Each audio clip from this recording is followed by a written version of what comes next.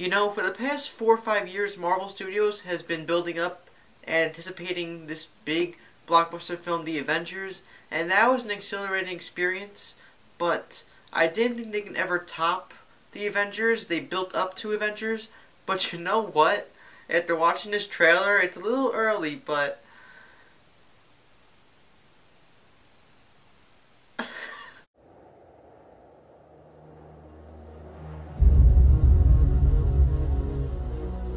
Got a lot of apologies to make. this is a marvelous day. I am John from MaffmanJones Reviews, and I love these videos, these segments, trailer reviews. Oh, they're so good. And today we have the first trailer, well, second trailer because Superman came out earlier this summer, but this is the second trailer to release for a big blockbuster movie coming out next summer, 2013, Iron Man 3. I will make reviews in the future, but I will say that Iron Man 1 is one of my favorite movies of the past decade. It was a great superhero movie and a great movie in general.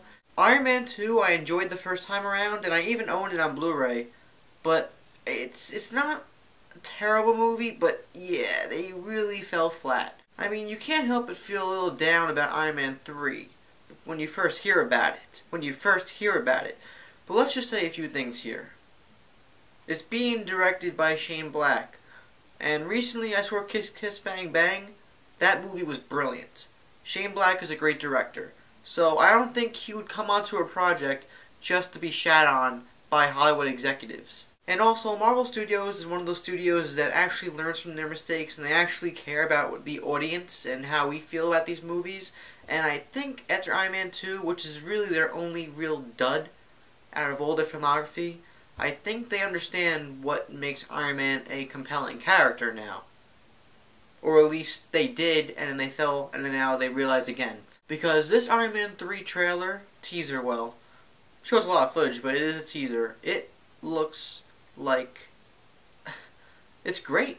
I mean, the first thing we see in this trailer is Iron Man in a dark, somber setting in the snow, just beat up and battle damaged, and he looks like he's out of it, and that just shows the tone that this movie presents. What we get out of this trailer is that Tony Stark has been affected by the events of the Avengers, and he did bring a nuclear bomb into space, and he went through some crazy stuff, so yeah, understandable. A couple of new characters are coming into Tony's life as well. We have Guy Pearce, who is going to play, I think he's going to be a villain, and Guy Pearce plays villains well, and this guy, from one shot, looks eerie and creepy, so There's 100 people who want to kill me. And then we have the Mandarin, who has been hinted at for the past two films, more so in the first movie than the last.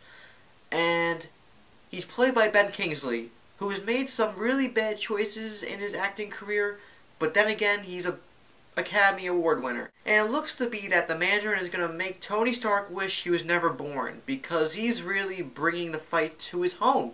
Lesson number 1. Heroes. There is no such thing. I don't want to say it, but I think Jon Favreau's character, Happy Hogan, may not make it through this movie alive. Trailers sometimes are never a good indication of what a movie's gonna be in full product. Best example I can give that compares to this trailer is Transformers 2, Revenge of the Fallen. I was so hyped for that movie after the trailer came out in 2009, early after the Super Bowl. The trailer for that movie was very dark, it was very tragic and depressing and real, and it just felt like this movie, it felt like that movie was going to raise the stakes.